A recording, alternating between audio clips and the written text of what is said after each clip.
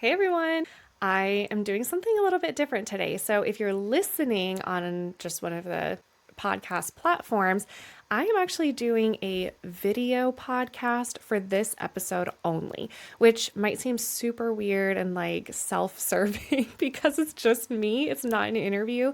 And honestly, I have so many interviews where I was video chatting with the guest and wished that I would have recorded the video to share with you guys, but I only recorded the audio. So this seems really weird to do because it's not going to be an exciting video by any means. However, it's a total departure from what I normally do on the podcast. And I felt like the nature of this particular episode just required me to be a little more transparent, literally. So here I am on video with you.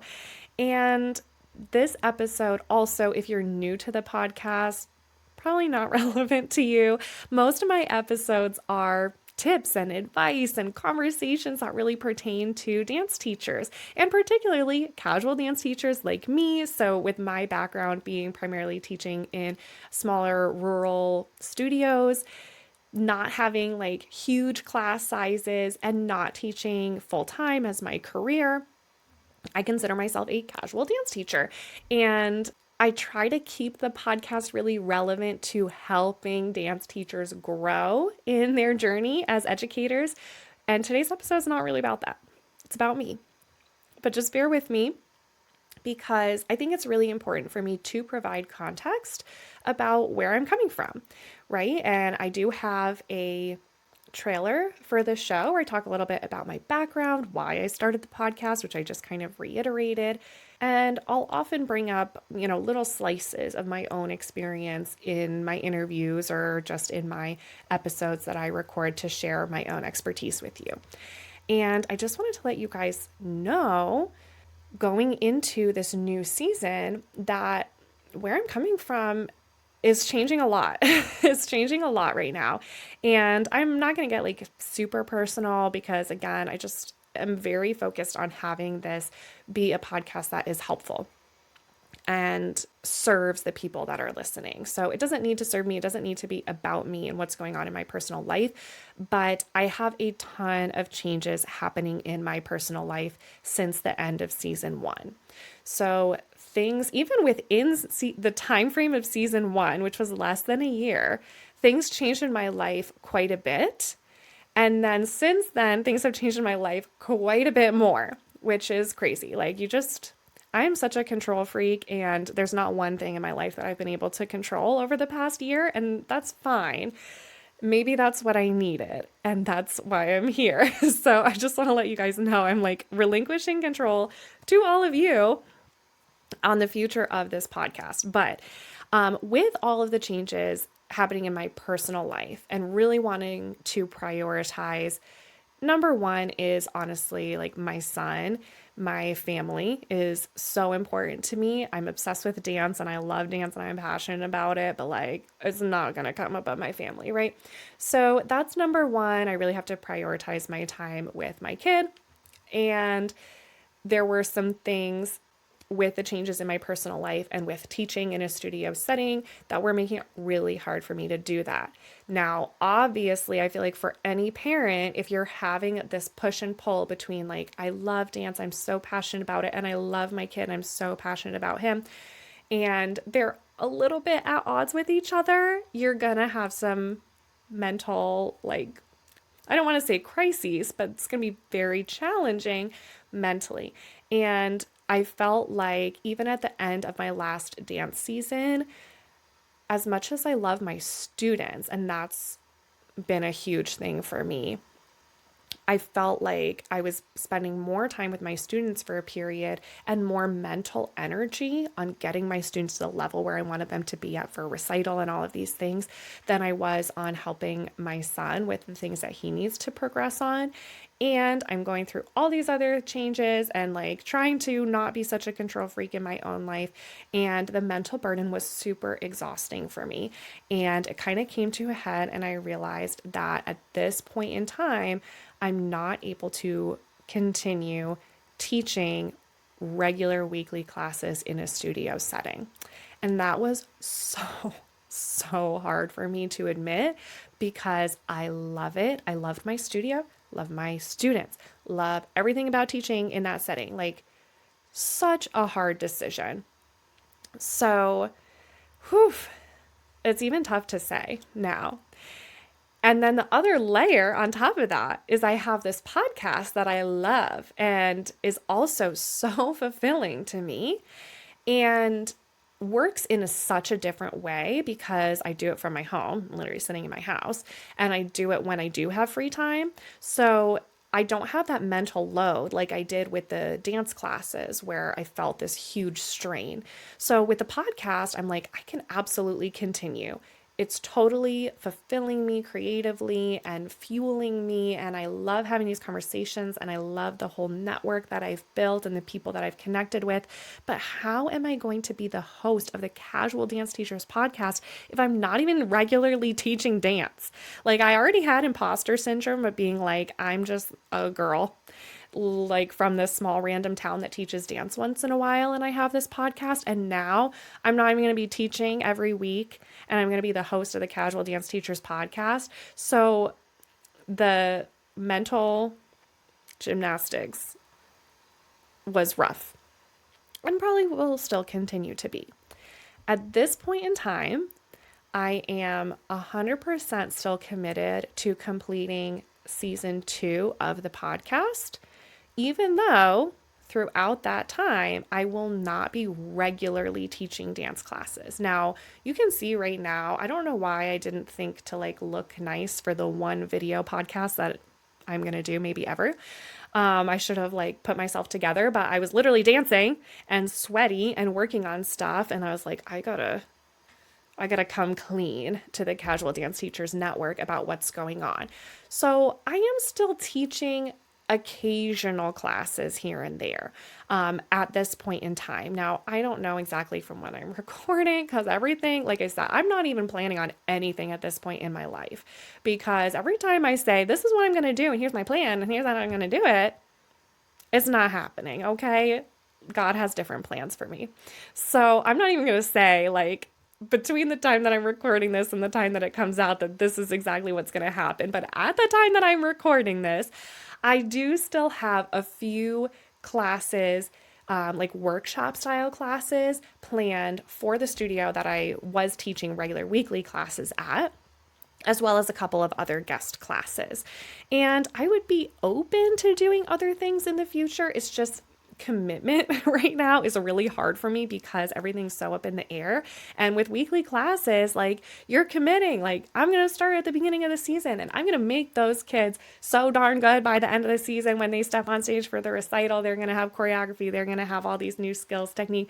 I can't commit to that right now. So it's not like I'm quitting being a dance teacher. I'm done with that. I really hope, and I'm really channeling this interview that I did with Audra Queen. If you haven't listened to it, go listen to it because it's going to give you some more context for this conversation as well, where she's talking about an abundance mindset. And she taught me a lot of things about just being open to saying no to something that's not serving you. And just being open that something that does serve you better is going to come along. So that's the phase that I'm in right now, is like, okay, I'm trusting that something that fits within the framework of what I am available to do and what I have the capacity to manage right now is going to come into my life and be wonderful and fulfilling. And I feel like the podcast is a component of that. Now, me sitting here recording this podcast is not the same as dancing or teaching dance, right? That's very different. So it's not going to be the end all be all. But this is a component of it because having conversations and sharing those conversations with other dance teachers is still fulfilling that part of me that is super excited about just getting dance education out there the best that we possibly can. So I also had already done a lot of groundwork for season 2 at the time that this whole decision kind of came to pass, which was pretty quick and again, kind of scary situation that happened in my life. So, At the end of season 1, I had no idea. I already had started working on season 2 at that time, and it wasn't until I had already put in quite a bit of work for season 2 that I came to this realization that I wasn't going to be able to continue teaching weekly dance classes. So I was like, well, I'm still going to be the host of the Casual Dance Teachers podcast at least for another season because a lot of that work is already set up and I just love sharing it. What happens after that? Truly, I don't know. I have no idea. I would really love to hear from you guys genuinely. Just what your thoughts are on this situation. Like, this is like a very existential question, but what makes someone a dance teacher? Do you have to actively be teaching class all the time? Do you have to have a full schedule? Do you have to have, things booked? I know there's a lot of conversation about what constitutes a master class and a master teacher, which is also something that I find very interesting. So you can weigh in on that, but not just that, but like, am I a dance teacher if I'm not actively teaching? Like if I'm putting my name out there, but I don't actively have work, what's my identity? And spoiler alert, but we're going to be having some conversations within that realm in the coming weeks on the podcast. There's a lot of the very practical nuts and bolts stuff because I know you guys love that. Like I can see what you listen to. And a lot of times the highest numbers as far as what you listen to are the ones that are like, here's a list of this, and this activity that you can do in this class. So I know you guys like that. And trust me, that's what I'm here for because that's really what I started the podcast about. I didn't realize that I was going to make so many amazing connections and relationships through this show when I started. So I was thinking it might be more of like me just talking to you guys like do this, and this, and to achieve your goals as a dance teacher, which it hasn't been that. I know those episodes are very valued. They will still be part of season 2 for sure. They will also be interspersed with the conversations that are not just like, hey, what do I do in this situation? Hey, how do I do this? Hey, what are some ideas for this thing that I'm struggling with? That's all there.